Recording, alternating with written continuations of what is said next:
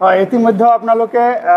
নিশ্চয় গম পায় যে যোৱাকালি ফকিৰা গ্ৰামত যি ঘটনা হৈ গ'ল ভূমিকেন্দ্ৰিক সংঘাত লৈ সেই সংঘাত লৈ পেলাই যেনেকুৱা ধৰণে সংবাদ মাধ্যমৰ জৰিয়তে আমি গম পাই আছোঁ যে আজি অসমৰ মাননীয় মন্ত্ৰী জয়ন্ত মল্ল বৰুৱা ডাঙৰীয়াও ইয়াত আহিছিল আহি তেখেতে যেনেকুৱা ধৰণৰ মন্তব্য কৰিছে যে বাংলাদেশী মূলৰ মানুহখিনি এনেকুৱা এক অপচেষ্টা কৰি আমাৰ খিলঞ্জীয়া মানুহসকল বা আমাৰ মানুহসকলক অত্যাচাৰ কৰিব এয়া আমি কেতিয়াও সহ্য নকৰোঁ আমি কঠোৰ পৰা কঠোৰ শাস্তি দিম এয়া যি তেখেতসকলৰ যি বক্তব্য ইয়াত আমি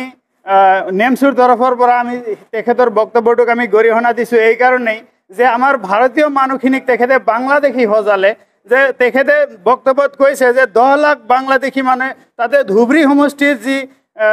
ভোটাৰ বা ধুবুৰী সমষ্টিত ৰকিবুল হুছেইন জিকালৈ যেনেকুৱা ধৰণৰ মন্তব্য কৰিলে যে ৰকিবুল হুছেইন জিকিছে বুলিয়ে ইয়াত হয়তো সেই মানুহবিলাকে তেনেকুৱা ধৰণৰ মানে সাহস পাইছে নেকি তো এই ভাৰতীয় মানুহবিলাকক এনেকুৱা বাংলাদেশী সজোৱা যি কাৰ্য ইয়াক আমি উত্তৰ পূৰ্বাঞ্চল সংখ্যালঘু ছাত্ৰ সন্থা চমুকৈ নেমচুৱে আমি গৰিহণা ধিক্কাৰ দিছোঁ এজন প্ৰভাৱশালী এজন মন্ত্ৰী হৈ অসমৰ এজন দায়িত্বশীল মন্ত্ৰী হৈ এনেকুৱা ধৰণৰ এক মন্তব্য কৰিব এয়া আমি কেতিয়াও সহ্য নকৰোঁ এয়া আমি কেতিয়াও মানে মানি নলওঁ গতিকে আমি মন্ত্ৰী মহোদয়ক আমি আহ্বান জনাইছোঁ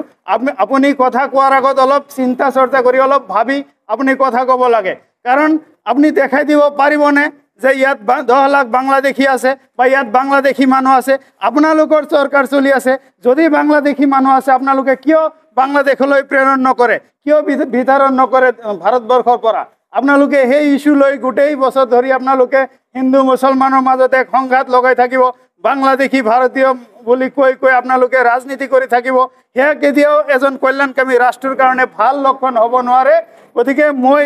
বিজেপি চৰকাৰ তথা জয়ন্ত মল্ল ডাঙৰীয়াক মই সকীয়াই দিব বিচাৰিছোঁ অনাগত দিনত যাতে এনেকুৱা ধৰণৰ বেয়া মন্তব্য কৰি সমাজত যাতে বিভ্ৰান্তিৰ সৃষ্টি নকৰে তাৰ কাৰণে আমি নেমচুৱে আহ্বান জনাইছোঁ